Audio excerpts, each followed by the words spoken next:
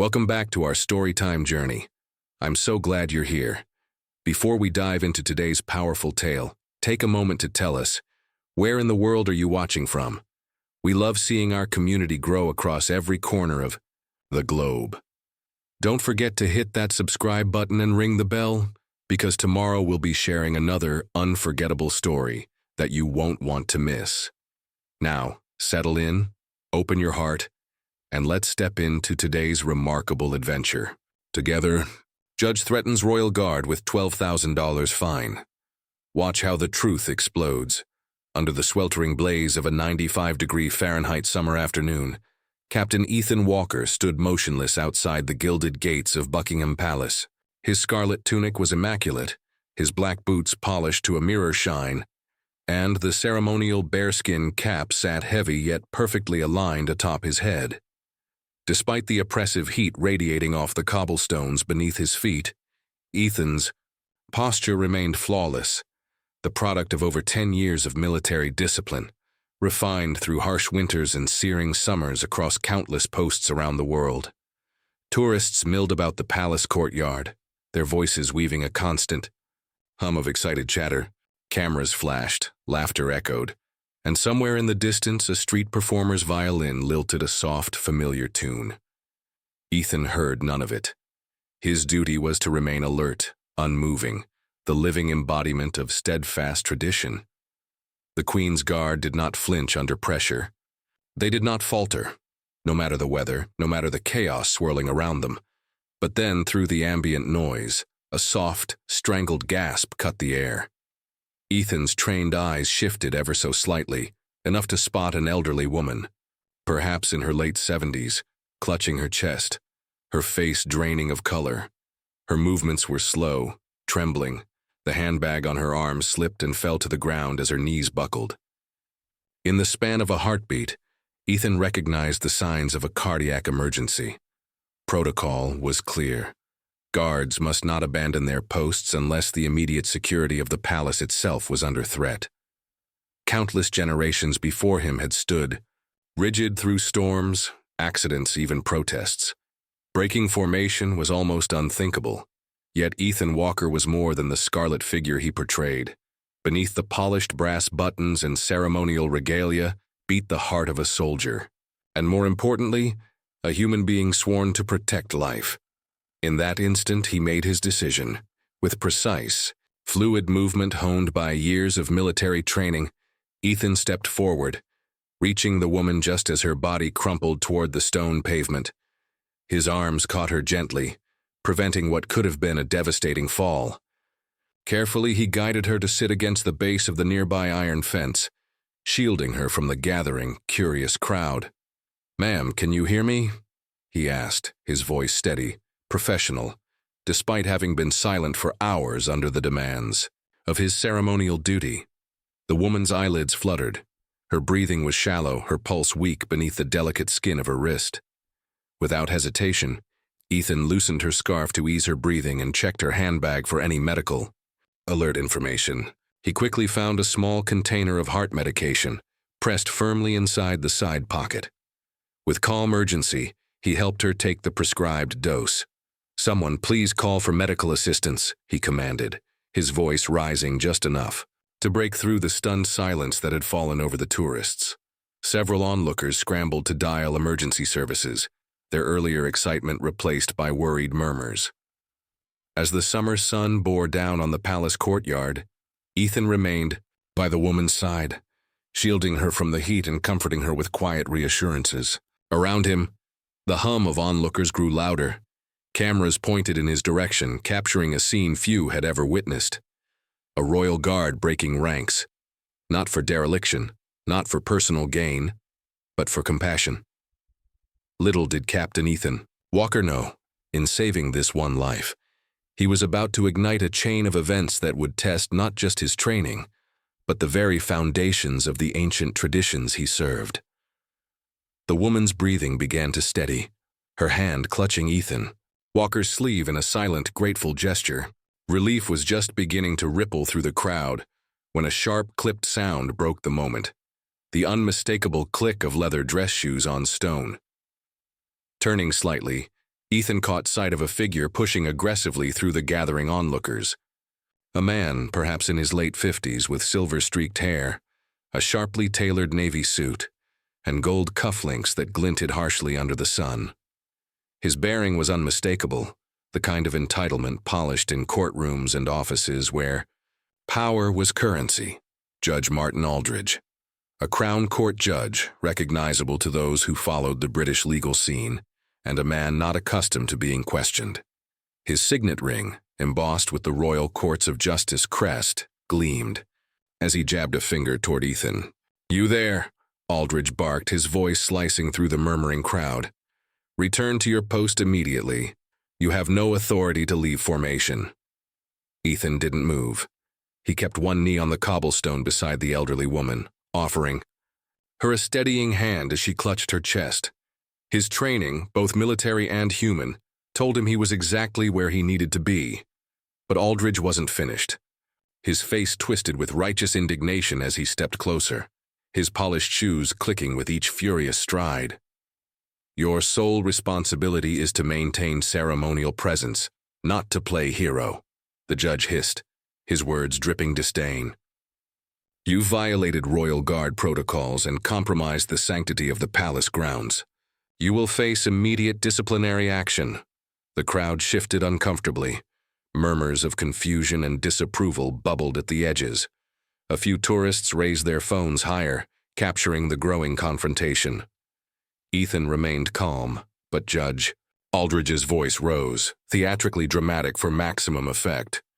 He pulled a phone from his pocket, punching the screen with exaggerated motions. "I'm calling the Ministry of Defense right now," he announced loudly enough for the entire courtyard to hear. "The minister agrees. Immediate suspension, and a fine of $12,000 for dereliction of duty." Several people gasped. A few looked toward Ethan with worried glances. A royal guard being dismissed and fined on the spot. It sounded surreal, almost unbelievable. Yet Aldridge carried himself with the confidence of a man who expected instant obedience. And then, in a move that would become infamous by evening, Judge Aldridge jabbed his manicured finger into Ethan Walker's scarlet tunic, a physical breach that shocked the onlookers into stunned silence. The moment his finger touched Ethan's uniform, the entire atmosphere shifted. Ethan slowly rose to his full height, towering a good few inches over the smaller man. His body remained poised, his expression composed, but in his dark eyes burned a fire that no protocol could extinguish. "Sir," Ethan said, his voice low, steady, cutting through the heat and tension like a blade. "I must respectfully ask you to remove your hand from my uniform." A ripple ran through the crowd. People leaned forward, sensing something was about to break wide open. Judge Aldridge sneered, trying to mask the brief flash of uncertainty that flickered across his face. "Oh, now you decide to speak? Too late. Charges have already been filed." Ethan's reply was a thunderclap in human form, calm, precise, and absolutely devastating. "No, sir," he said evenly, stepping slightly back and dislodging Aldridge's hand with effortless grace. "They have not." For the first time, Judge Martin Aldridge faltered. His mouth opened slightly, as if to argue, but no words came. The crowd watched, holding their collective breath. And in that breathless space, Captain Ethan Walker, the soldier, the scholar, the man dismissed at a glance, prepared to dismantle the judge's entire facade with truth sharper than any sword. The courtyard hung in tense silence, the summer heat pressing down like a weight. Captain Ethan Walker squared his shoulders, the scarlet of his tunic burning against the stone backdrop of Buckingham Palace. Judge Martin Aldridge, sensing he was losing his grip on the situation, tried to recover his bravado, lifting his chin and sneering. "You think a little protest will save you?" Aldridge barked, voice pitching higher. "I know the law, I know protocol. You're finished." But Ethan stood steady, his voice even, calm, devastatingly calm. "Sir," he said, locking eyes with the judge, "there is no Section 12 in the Royal Guard Protocol, no Section 23, no Section 47. In fact, There is no Parliamentary Protection of Ceremonial Guards Act of 1998. These statutes you've cited, they simply do not exist. A gasp ran through the crowd. The energy shifted like a current, the collective realization settling into place. Aldridge opened his mouth, closed it again, his face reddening under the unrelenting sun. Ethan stepped forward, not in aggression, but in clarity. Before joining the Queen's Guard, he continued, his voice rising just enough to carry through the courtyard, I completed my law degree at Harvard University with first-class honors, specializing in constitutional and military law. I am fully versed in the statutes and codes governing my post. The judge's expression twisted, but it was too late.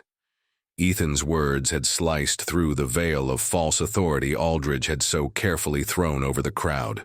You have no authority to issue fines, nor recommend disciplinary actions.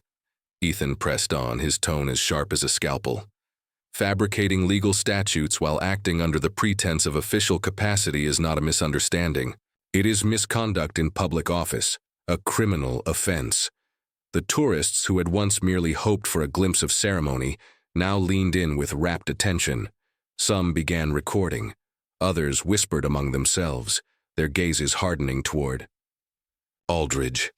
And furthermore, Ethan added, taking one final deliberate step closer, your physical contact with my uniform constitutes battery against a serving member of the armed forces, an offense punishable by up to 2 years' imprisonment under the Military Personnel Protection Act of 2004, a statute that, unlike yours, actually exists. The color drained from Aldridge's face. His mouth flapped uselessly for a moment before snapping shut. His hand, the one that had so arrogantly jabbed Ethan's chest, now fidgeted with the gold cufflinks at his wrist. You're making scene, Aldridge muttered, his voice losing its earlier bite. No, sir, Ethan replied, standing tall, his every word measured and devastating. I am standing for the truth. Something, it seems, you have long forgotten. The moment cracked like a thunderclap. Veterans in the crowd, some wearing weathered jackets heavy with medals, straightened their backs and nodded in quiet approval. Mothers pulled their children closer, pointing toward Ethan, toward integrity personified. The crowd, once confused, once intimidated by the judge's loud threats, had turned. They now looked at Aldridge not with fear, but with judgment. Cameras flashed again, but this time not for the guard performing a duty, for the man who had exposed arrogance hiding behind a title.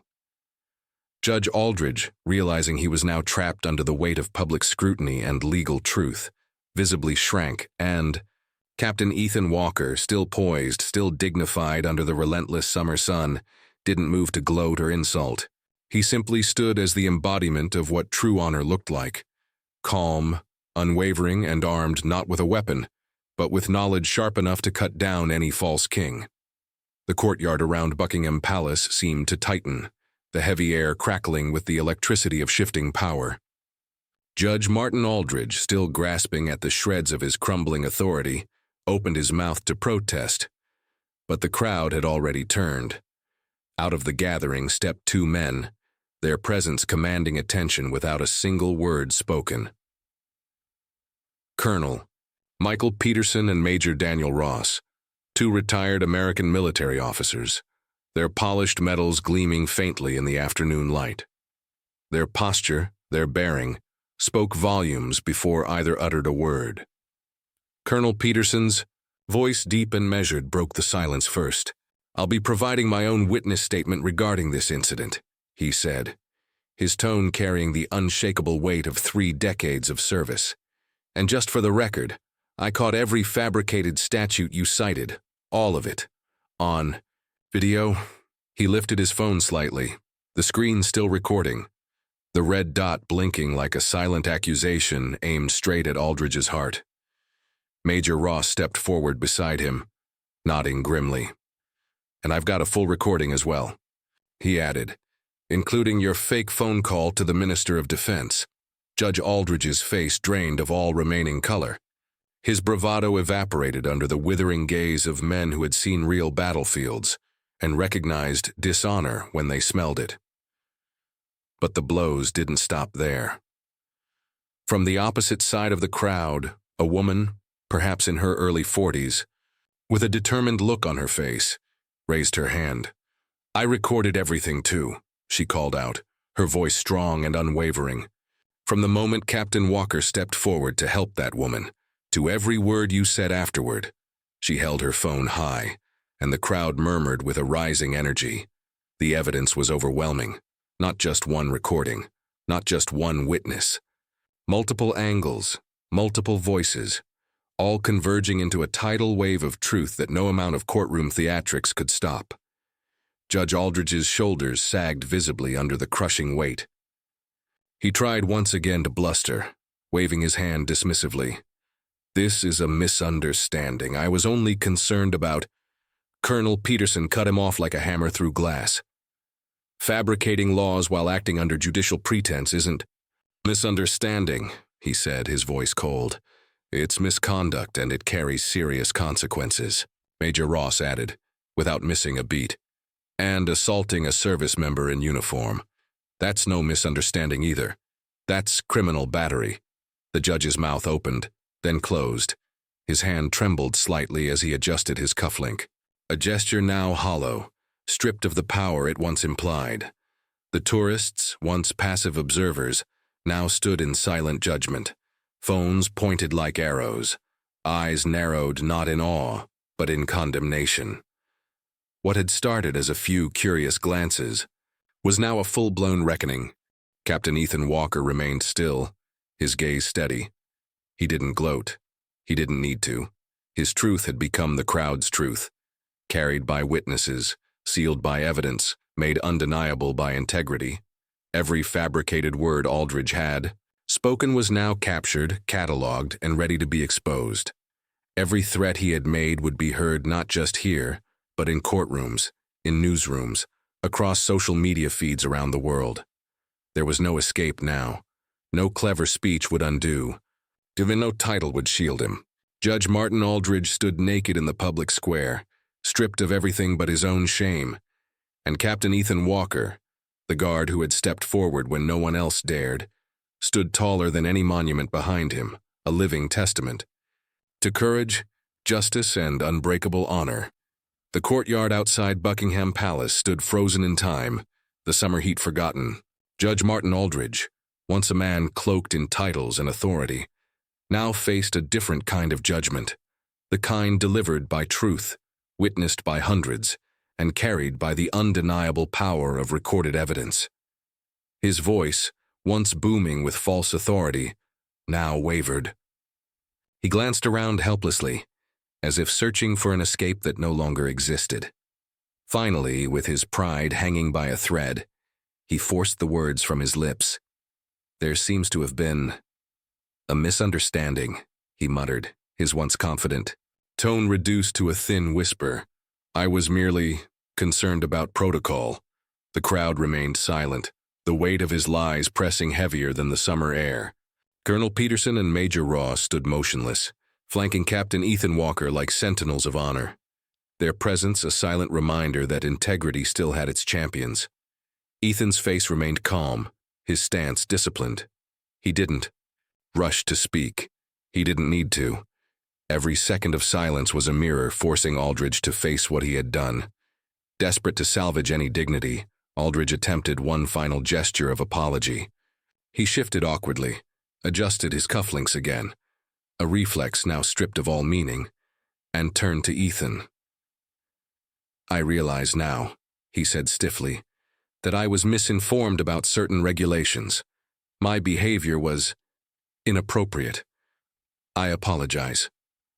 Unreservedly, the words hung in the air, heavy, hollow. No one clapped, no one cheered. There was only the sound of distant traffic and the faint flap of a tourist's flag. Captain Walker inclined his head slightly, his voice low but unmistakably firm. "Your apology is noted, sir," he said. "I strongly suggest you review the judicial code of conduct and the actual statutes that govern military personnel before attempting to enforce imaginary laws again." The crowd remained dead silent, a gauntlet of judgment Aldridge had to walk through. His polished shoes scuffed against the cobblestones as he turned and retreated, his figure shrinking with every unsteady step until he disappeared into the dispersing sea of tourists. Ethan Walker remained where he stood, his figure steady against the brilliant backdrop of Buckingham Palace, his scarlet tunic shining brighter than ever. In the eyes of the people gathered there, he wasn't just a guard anymore. He was a symbol of courage, of integrity, of quiet strength that could not be bought, bullied, or broken. News of the confrontation would travel fast. Videos would flood social media. The story of a guard who defended both an innocent life and the truth against arrogance would ripple far beyond the palace gates. But for Ethan, it was never about fame. It was never about proving anything to a crowd. It was about doing what was right, because right matters, even when no one is watching, especially when no one is watching. He glanced once at the elderly woman, now safe in the care of paramedics, and a small, private smile touched his lips. He had kept his oath, not just to the Queen, not just to tradition, but to humanity itself. The final lesson was clear for everyone who witnessed that day. Titles mean nothing without honor. Power crumbles when faced with truth, and sometimes the quiet strength of one person, standing firm against injustice, can remind the world what real courage looks like. As the last cameras lowered, and the crowd slowly began to move on, Captain Ethan Walker resumed his post, unshaken, unbowed, a silent guardian under the blazing sun, his spirit brighter than any metal could ever shine. If this story moved you the way it moved us, we'd love to hear your thoughts. Have you ever witnessed someone in a position of power abuse their authority, and seen someone courageous enough to stand up against it? Or maybe you've experienced a moment where doing the right thing wasn't the easy choice, but you knew you had to follow your heart anyway. Share your experiences in the comments below. Tell us where you're watching from. We're always amazed to see how our community stretches across the world. Every voice matters, and your story could inspire someone else to stand strong when it counts most. If Captain Ethan Walker's courage reminded you of the importance of standing up for truth and justice, let us know. We read every comment, and your thoughts truly help keep this community vibrant, thoughtful, and connected.